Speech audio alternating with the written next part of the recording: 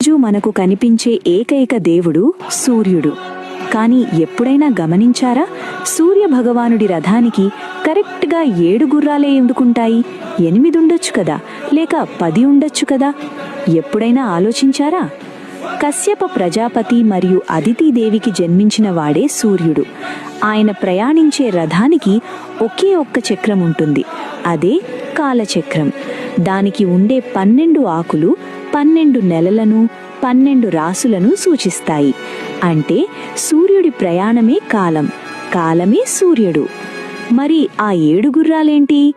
వేదాల ప్రకారం అవి గాయత్రి, బృహతి, ఉష్ణిక్, జగతి, త్రిష్టుప్, అనుష్టుప్, పంక్తి. ఇవి సప్త ఛందస్సులు.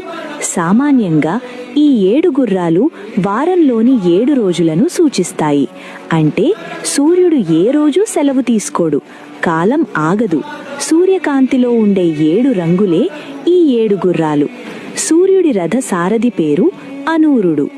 ఉదయం సూర్యుడు రాకముందే ఆకాశం ఎర్రగా మారుతుంది కదా, అదే అనూరుడు. అందుకే సూర్యోదయానికి ముందు ఎరుపు రంగు కనిపిస్తుంది. మన శరీరం కూడా ఒక రథం లాంటిదే.